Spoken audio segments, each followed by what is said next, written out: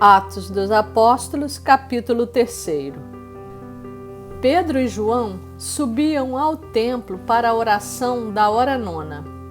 Era levado um homem coxo de nascença, o qual punham diariamente à porta do templo chamada Formosa, para pedir esmola aos que entravam.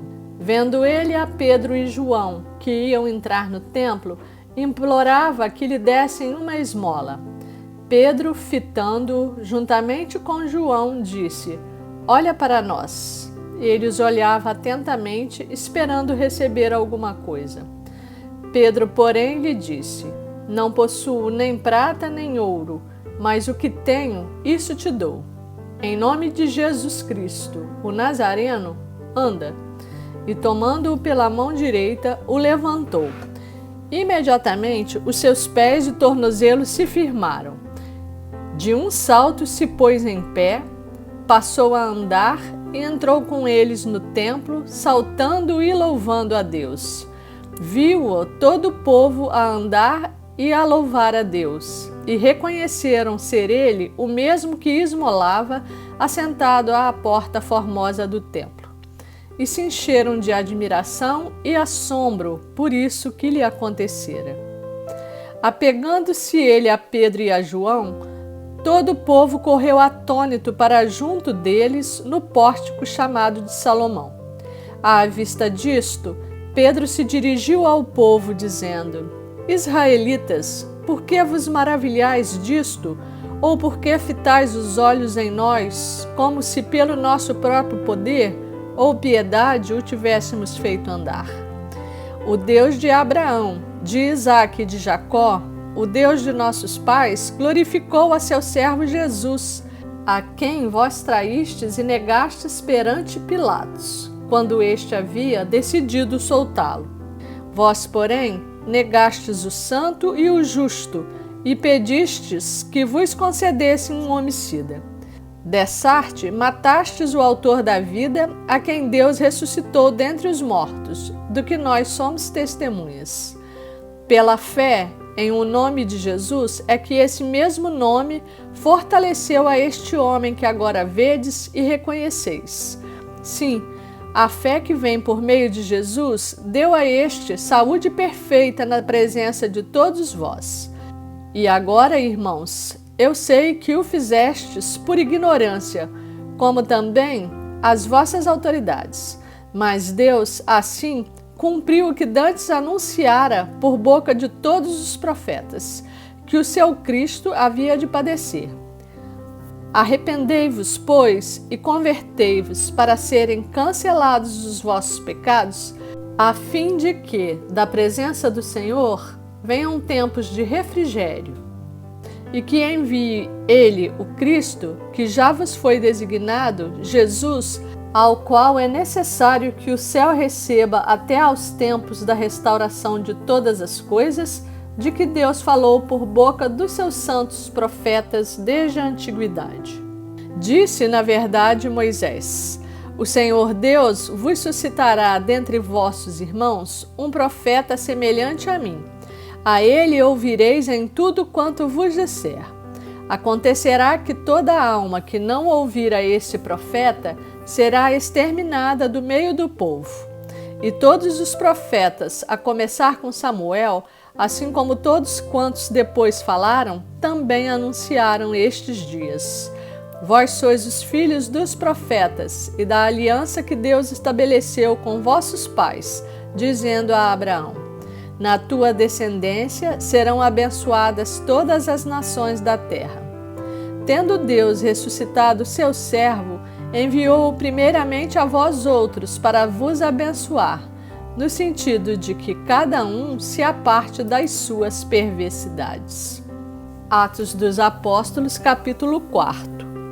Falavam eles ainda ao povo quando sobrevieram os sacerdotes, o capitão do templo e os saduceus, ressentidos por ensinarem eles o povo e anunciarem em Jesus a ressurreição dentre os mortos. E os prenderam, recolhendo-os ao cárcere até o dia seguinte, pois já era tarde. Muitos, porém, dos que ouviram a palavra a aceitaram, subindo o número de homens a quase 5.000. No dia seguinte, reuniram-se em Jerusalém as autoridades, os anciãos e os escribas, com o sumo sacerdote Anás, Caifás, João, Alexandre e todos os que eram da linhagem do sumo sacerdote. E pondo-os perante eles, os arguíram: com que poder ou em nome de quem fizestes isto?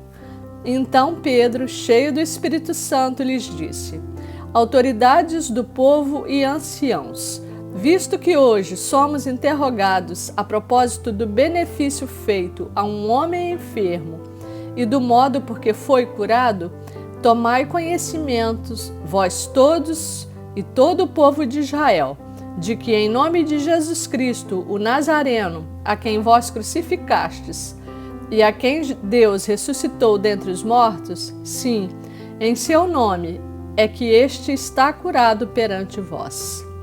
Este Jesus é pedra rejeitada por vós, os construtores, a qual se tornou a pedra angular.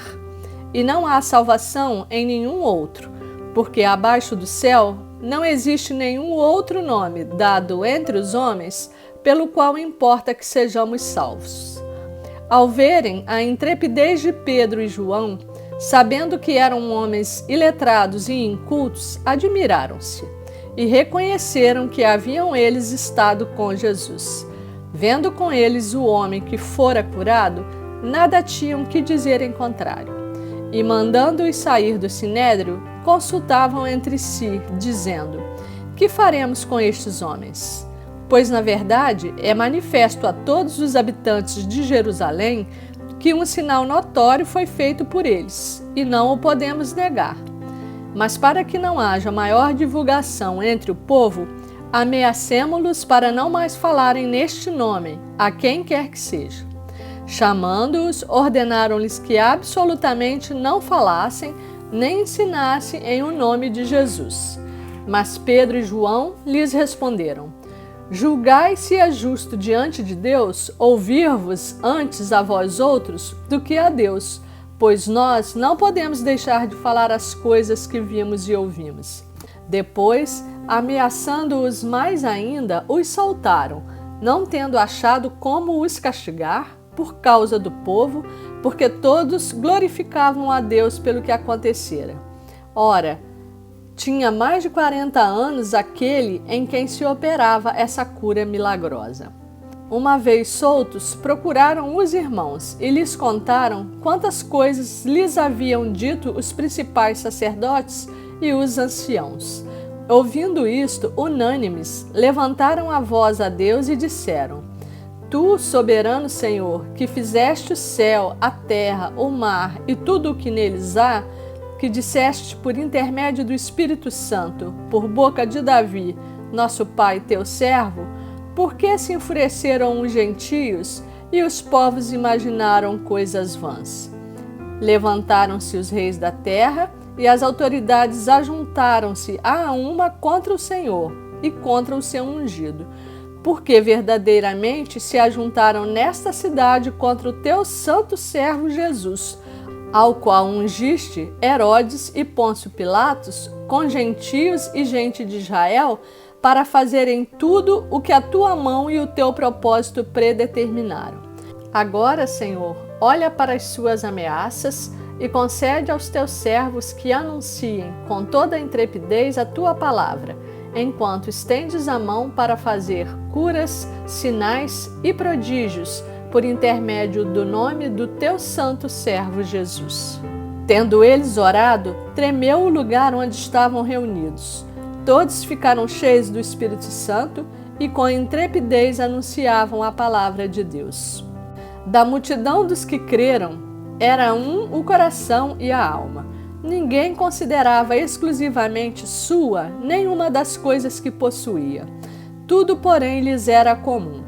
Com grande poder, os apóstolos davam testemunho da ressurreição do Senhor Jesus, e em todos eles havia abundante graça, pois nenhum necessitado havia entre eles, porquanto os que possuíam terras ou casas, vendendo-as, traziam os valores correspondentes e depositavam aos pés dos apóstolos.